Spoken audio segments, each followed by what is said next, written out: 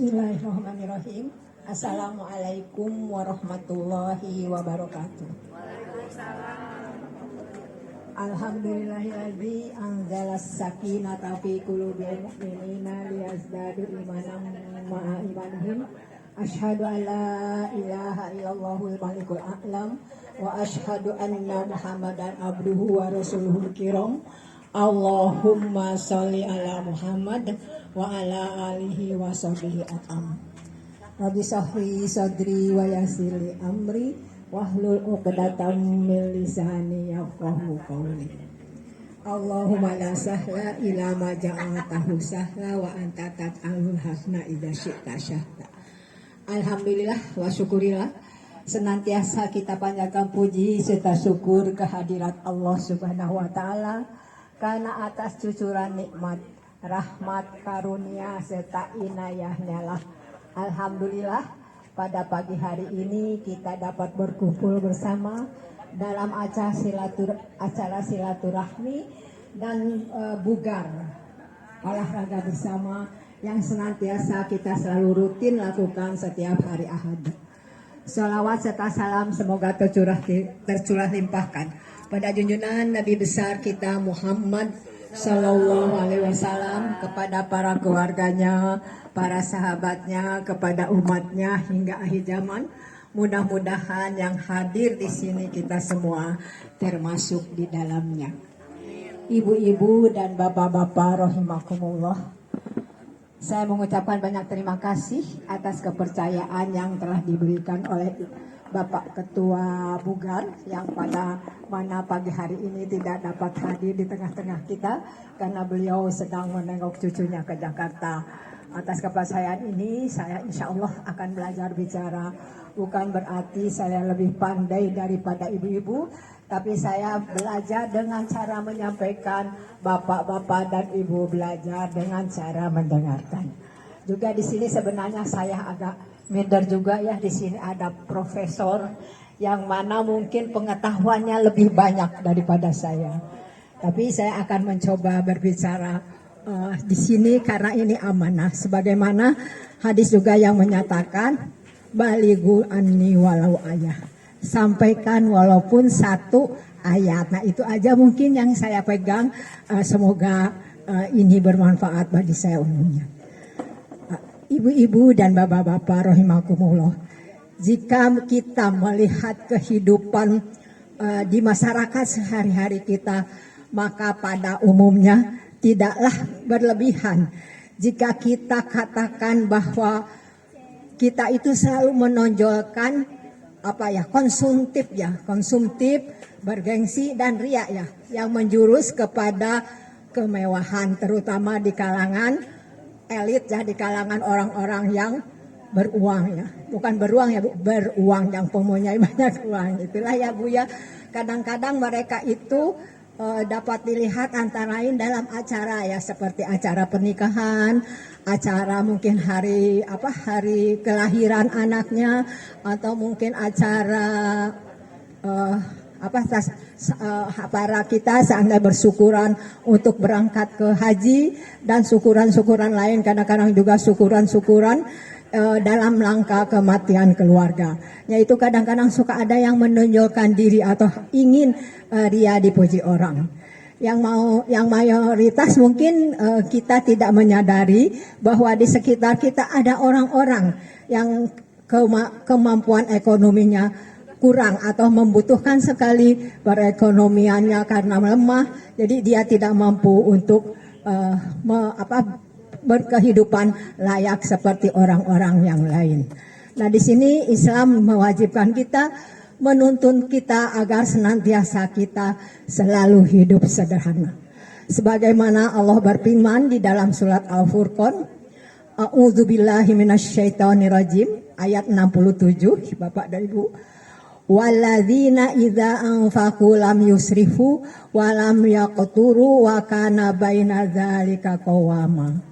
Yang artinya, dan apabila membelanjakan harta mereka tidaklah berlebih-lebihan, juga tidak pula kikir. Jadi kita belanja harus ada di antara boros dan kikir. Jadi kita belanja itu berdasarkan kebutuhan. Tapi kita ya terutama ibu-ibu ya kalau ada diskon ya ribut kita ke sana padahal kita tidak begitu membutuhkan barang itu. Karena di sini juga kita jangan terlalu kikir di dalam arti kita gini menghemat ya, kita mau ini makan ini atau makan jangan simpan aja uangnya. Nah jangan begitu ya ibu-ibu, kita nikmati saja, apalagi kita selagi diberi kesehatan Allah belum dipantrang ini dan itu, kita tidak sakit. Nanti kalau sudah sakit kita tidak bisa makan ini makan itu karena dilarang oleh dokter. Nah kita mumpung sehat nikmati saja apa yang kita punya. Jadi jangan kita kikir terhadap diri kita sendiri. Jadi kalau kikir terhadap diri kita sendiri nanti kita mungkin sakit akan lebih parah, lebih banyak mengeluarkan uang daripada kita menikmati apa. Karena apa? Sebenarnya rizki yang kita terima atau rizki yang menjadi hak kita mutlak adalah rizki yang disedekahkan di jalan Allah dan rizki yang kita nikmati. Mungkin tabungan kita, deposito kita yang ratusan juta di bank, entah milik siapa kelak, entah milik anak-anak kita atau entah tabungannya yang meninggalkan kita, banyak yang dibobol-bobol itu ya Bu ya. Juga mungkin kita yang meninggalkannya karena kita dipanggil oleh Allah Subhanahu wa taala lebih dahulu. Nah, kita harus menyadari itu semuanya ibu-ibu, di mana kita juga Islam mengajarkan kita hidup sederhana karena mengandung hikmah-hikmahnya. Yang pertama, hidup sederhana itu akan membawa kepada kehidupan yang tenang dan harmonis. Kalau sederhana kita ya akan tenang. Saul Adima pas butuh, pas ayah, gitu ya kita jadi jangan terlalu berlebihan memaksakan diri untuk belanja yang memang kita tidak mampu. Jadi jangan besar pasak daripada tiang, itu mungkin yang selalu kita dengar peribahasa yang kita dengar dari ulama-ulama atau guru-guru kita di sekolah. Nah ini sebaliknya juga berbantah sesuai batas kemampuan dan kebutuhan akan menjadi hidup kita tenang, tidak risau, tidak merasa dililit hutang. Di sini juga Allah telah berfirman di dalam surat At-Tolak ayat 7. A'udzubillahi minasyaitonirrajim. Liyunfik dzu sa'atim min sa'ati.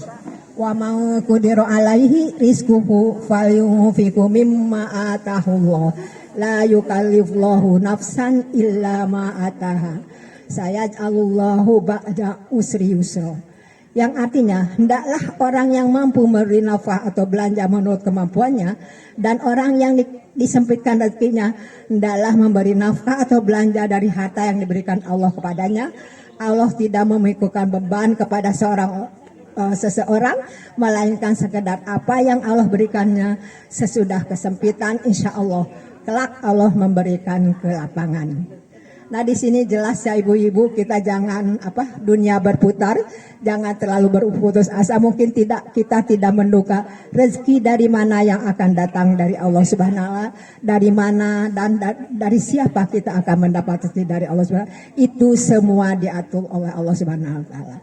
Rizki yang kita sering lupakan yaitu rizki kesehatan dan rizki kesempatan yang selama ini yang selalu kita rasakan sehari-hari, dari mulai bangun tidur hingga kita tidur lagi. Kadang-kadang kita mulai bangun itu seolah-olah kita tidak menyadari bahwa itu semua rizki yang besar dari Allah Subhanahu wa taala.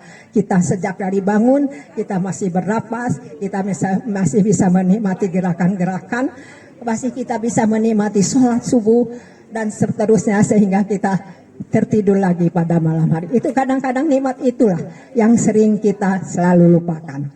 Nah ini juga kita jangan memaksakan diri ya Bu untuk membelanjakan segala sesuatu. Jadi yang itu kita rasakan itu memang kebanyakan pada ibu-ibu. Mungkin bapak-bapak tidak demikian ya. Tapi seandainya kita juga banyak setelah punya mobil ini pengen ganti punya mobil itu ya, itu mungkin juga itu cita-cita, nggak apa-apa ya Bu seandainya kita mampu. Jadi jangan memaksakan diri. Jadi pertama hidup sederhana itu membawa kita kepada keharmonisan dan ketenangan jiwa kita.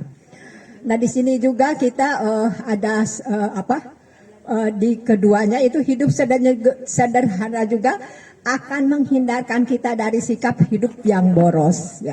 Jadi berlebih-lebihan, sebab hidup boros itu berlebih-lebihan itu mengakibatkan harta menjadi percuma-cuma ya, atau mubazir, dan disalurkan kepada sesuatu yang semestinya, sehingga akhirnya akan membawa kita kepada penyesalan seandainya harta kita tidak dinafkahkan atau dibelanjakan di jalan yang telah ditunjukkan oleh Allah Subhanahu wa taala. Juga harta kita akan bermanfaat kalau seandainya hikmah kedua tersalurkan sesuai dengan cara baik dan benar, akhlak kita akan beruntung dan berbahagia.